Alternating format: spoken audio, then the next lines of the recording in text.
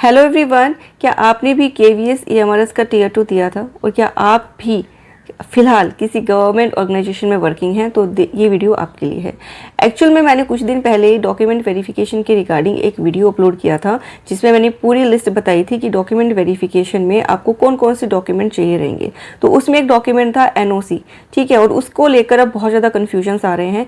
अब मैं एक छोटी सी वीडियो मैंने आपके लिए बनाई है सिर्फ वही लोगों के लिए जो ऑलरेडी किसी गवर्नमेंट सर्विस में वर्किंग है और जिन्होंने केवीएस ईएमआरएस का टीयर 2 दिया है, ठीक है, यानी जिनको डॉक्यूमेंट वेरिफिकेशन तक जाने की उम्मीद लग रही है। एक्चुअल में एनओसी जो है वो होता है नो ऑब्जेक्शन सर्टिफिकेट, जो इशू करता है या आपको इशू करवाना होता है अपनी करंट गवर्नमेंट ऑर्गेनाइजेशन से जहां आप काम कर रहे हो, ठीक है। अब कुछ लोग कह रहे हैं कि क्या ये कट ऑफ डेट के पहले का होना चाहिए या बाद का भी चल जाएगा, या हम अडॉप्ट बेसिस पे हैं तो क्या हमें भी बनवाना है। Then listen it carefully. Actual में एनओसी आपको अप्लाई करना होता है एनओसी के लिए जब आप फॉर्म अप्लाई कर रहे होते हैं, कोई भी आप फॉर्म फिल कर रहे होते हो गवर्नमेंट सर्विस का, उससे पहले आपको एनओसी इशू करवाना होता है अपनी करंट ऑर्गेनाइजेशन से कि मैं ये वाला एग्ज़ाम देने वाला हूँ और मुझे ये सर्टिफिकेट आप इशू कर दीजिए कि आपको कोई इशू नहीं है अगर मैं ये जॉब स्विच कर लेता हूँ। अब इसकी कुछ कंडीशंस होती हैं, उन चीज़ों को समझ लीजिए। कुछ ऑर्गेनाइजेशंस बिल्कुल लीनियंट होती है इस चीज़ के लिए, उनको फ़र्क नहीं पड़ता कि आप स्विच कर रहे हैं तो वहाँ एनओसी की रिक्वायरमेंट नहीं होती। अब इसका पता कैसे चलेगा? आप टेंशन मत लो इस बात की, पहले स्ट्रेस मत लो कि मेरे पास तो एनओसी है नहीं, मैं क्या करूँ।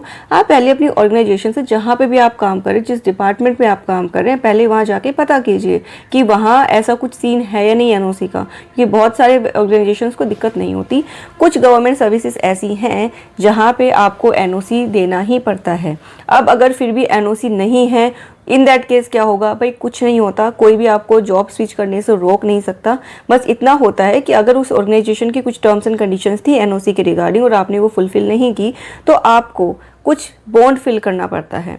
जैसे अगर आप पैरामिलिट्री में हैं, पैरामिलिट्री में ये कॉमन है चीज़ कि जब भी आप लाइक कोई दूसरे गवर्नमेंट जॉब के लिए अप्लाई कर रहे हो तो आपको पहले एनओसी फाइल करना पड़ता है, एक सर्टिफिकेट इशू करवाना पड़ता है, ताकि आपकी ज्वाइनिंग अगर हो जाए न्यू सर्विस में तो आपको प्रीवियस जो ऑर्गेनाइजेशन है वहाँ पे कोई भी दिक्कत ना हो, आपको ईजिली वो वहाँ से लीव कर दें, ठीक है। तो ये रीज़न होता है, तो इस बात की टेंशन मत लो, होना चाहिए ताकि आपका प्रोसेस स्मूथ चला जाए।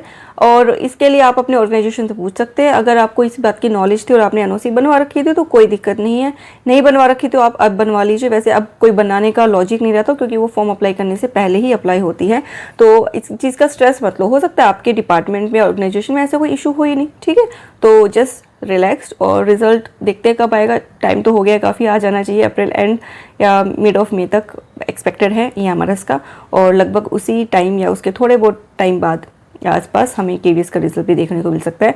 So stay tuned, stay positive, और जो भी आसपास कुछ भी अगर फॉर्म्स निकल रहे हैं तो उनके लिए अप्लाई ज़रूर कर देना। सिर्फ केवीएस ईएमआरएस के भरोसे मत बैठना, ठीक है। चलिए, okay, bye bye, take care.